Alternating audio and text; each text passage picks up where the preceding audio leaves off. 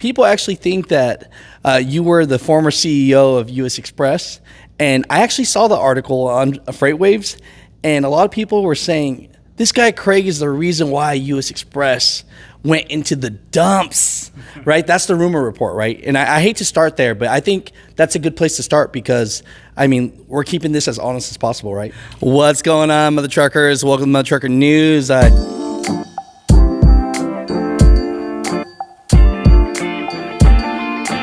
Flew across the nation. We're in Chattanooga, Tennessee. What's going on, Mutha Truckers? Welcome to Mutha Trucker News.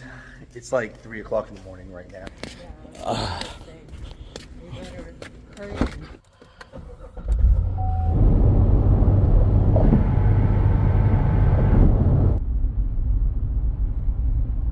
Made it to the airport on time, so. Hey folks, I'll push the cushion. We can push folks.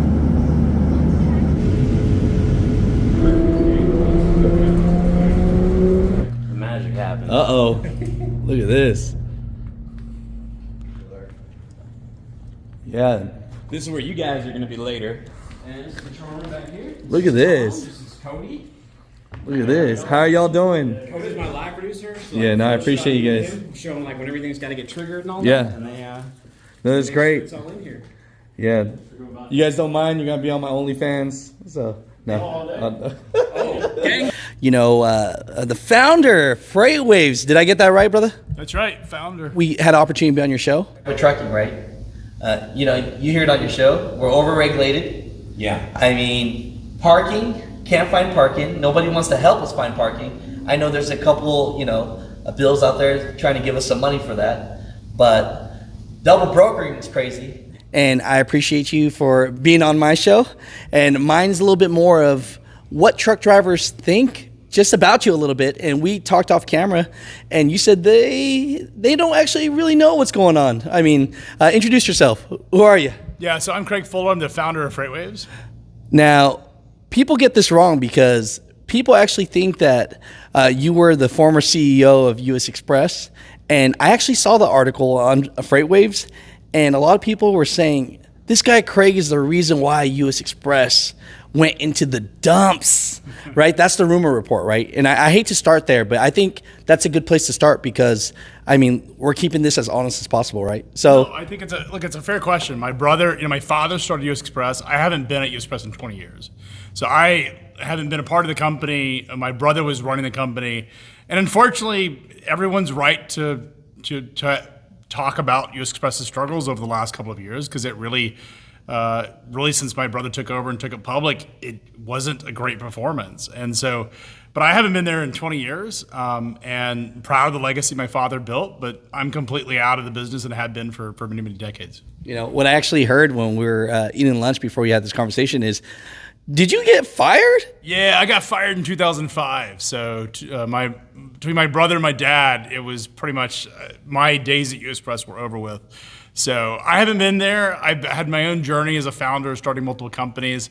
And then I got back into trucking in 2016 with Freightwaves. You know, tell us, because people, you know, they get a little confused about Freightwaves, right? Because they hear sonar, they hear there's this software, and then they see like what the truck. So at the end of the day, what is Freightwaves? What's the easiest explanation of that to the truck drivers that listen to the show? Yeah, look, we're a media brand. So that means we have a lot of different products that we put out. The data empowers the content we put out. So what the truck to all the content that we write on the articles and the videos, all of that's driven by our data. And our goal is to bring transparency to the market. So at the end of the day, we know that trucking is an opaque and confusing market with lots of different companies. There are 400,000 trucking companies. There are 3.5 million commercial drivers in the United States, and there are 16,000 freight brokers. There's millions of shippers. So you have this really large fragmented market where nobody really knows what's going on at any moment in time. And our job is to provide information transparency and not just tell you what's happening, but what's likely to happen in the future. You know, so, all right, so it sounds like you guys, from the data, know really what's going on. So from representing the truck drivers, one of the first questions they really have is, they believe that the rates are down right now because the freight brokers are just scammy sleazeballs and keeping all the money, right? What does the data say about that? Are they stealing all the money? Look, I think in an individual transaction, it's easy to manipulate a single transaction. It's easy for a broker to take advantage of a shipper. It's easy for a broker to take advantage of a single truck, a truck operator. When you look at a market as big as trucking and as fragmented as trucking, where there are millions of transactions every day with 16,000 freight brokers and 400,000 trucking companies, it's very hard to manipulate a market that big. There's just too many decision makers. And if somebody feels like they're being manipulated, with one broker's manipulating them, they go to another to get if it's a trucker, get a higher rate, or if it's a shipper, get a lower rate. So what's essentially happened right now is the supply and demand, this boom and bust cycle. Think of it the way we think of oil and we think of corn and all these other commodities. And trucking's a commodity at the end of the day. It operates under the balance of supply and demand. Is you're in a situation where there are too many trucks on the road compared to the amount of freight that's out there. And what's happened is over the last 2 years is we've seen about a 15 to 16% drop in freight volumes at a time, if you go back to pre-COVID levels, that the number of trucks that were out in the market grew by 25%. So what we've seen is a situation where we have this massive growth in the number of trucks in the market versus the amount of freight that's in the market. And that's what we're dealing with right now. We have this massive hangover.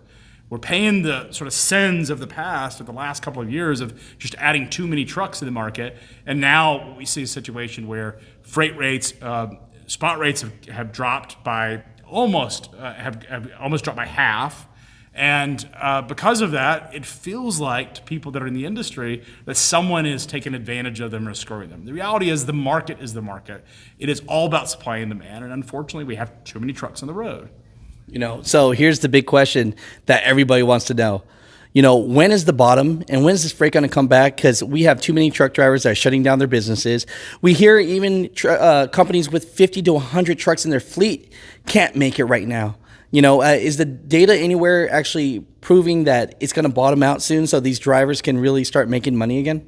Yeah, it's a great question. So one of the things we look at is what we call high frequency data. And this enables us to see the market move well before it does. If you go back to April and May of 2020, we were very early talking about this aggressive recovery, and it was going to be one of the greatest freight markets in history. We told shippers that they should lock in higher contract rates. We warned everybody that rates were going to go through the roof. It's exactly what happened in 2020. Fast forward to 2022, we saw a collapse in the freight market. Back in March of 2022, we got a lot of hate across the trucking industry. I remember that. People thought, we were hoping that rates went down. It wasn't the case that we hoped it was the case. It was really the reality that the market just had too much capacity, and the data told us that was going to happen. The problem is because you have so many trucking companies, so many brokers, so many shippers out there, that oftentimes one company, even it can be the biggest company in the entire market, oftentimes doesn't know what's happening because it's so fragmented.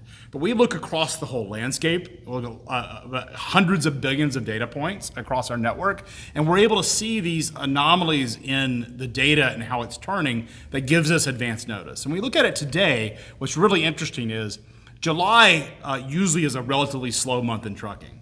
That didn't happen this July. Now, it may not feel that way to you as a driver because there's still too many trucks out there, but we actually saw an unseasonable change in direction, which tells us that we could be at or near the bottom, and the market could be turning around. Now, what's really interesting about that is even though we see more volume than we've seen in a typical July, we haven't seen a reduction or an increase in what we call tender rejections, which is the number of truckloads that are rejected.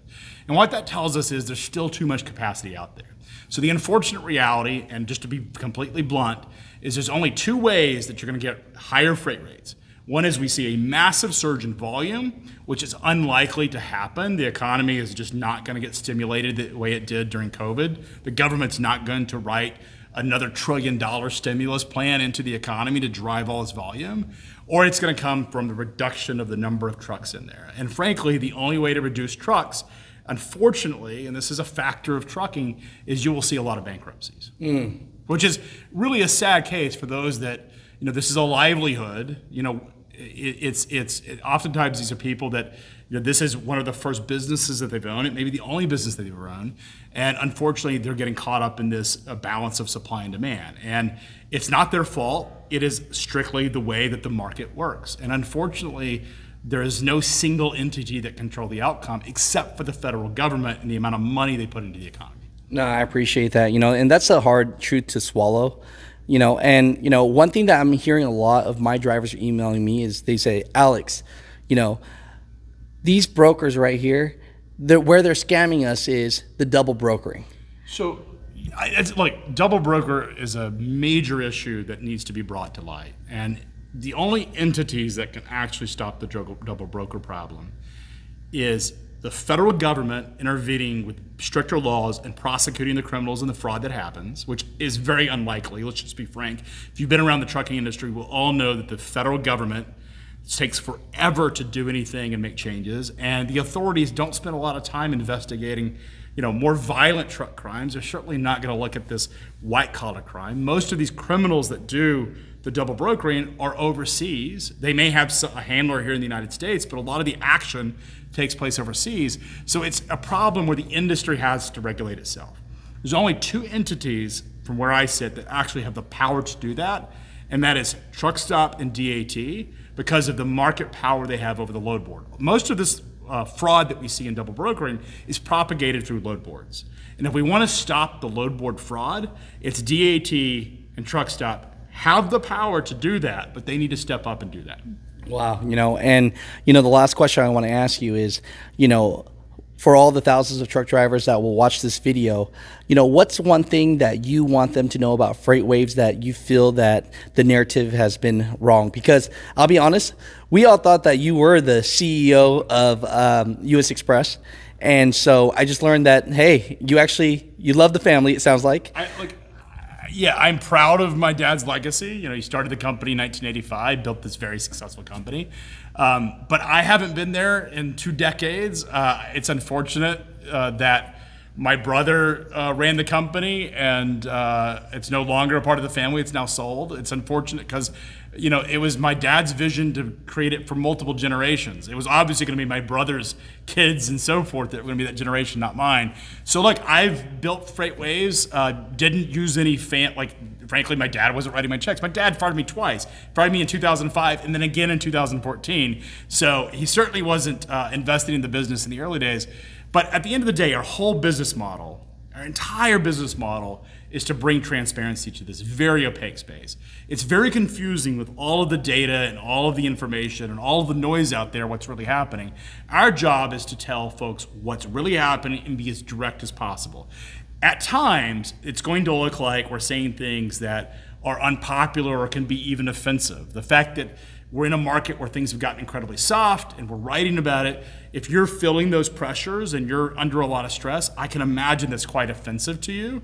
But the reality is our job is to bring transparency. I had a friend of mine, he worked for a big trucking company and went out and bought 25 trucks. Last year, I told him, based on our data back in April and May, and he was reading our articles, he goes, man, you're wrong, it's coming back, I see it. I said, man, you need to get out now. He just filed bankruptcy, spent 20 years building a $400,000 life savings, went through all of that with his company, and is now divorced. And it's just a function of, this is a market that is so volatile. It's among the most volatile markets on the planet. And because it's so fragmented and there's so many participants, it's hard to know what's happening. Our job is to bring information and transparency, and we will always do that. And that's the only thing that I care about, is making sure that folks understand what's happening in the market in a real-time basis, and it's not filtered. It's direct, and it's on point, and that's really what our goal is. No, I appreciate you, and I appreciate you for being on the show because, sometimes people think of the show as the exposing show or something like that, and, Look, the reality is there are no secrets to what we do. Our job is to provide transparency. We use our media business to do that, bring content to it, and then we use our data to inform it. That's it. That's what our business model does. That's how we make money. And what I want to do is I want to grow Freightwaves into the biggest transportation supply chain media brand and continue to grow it.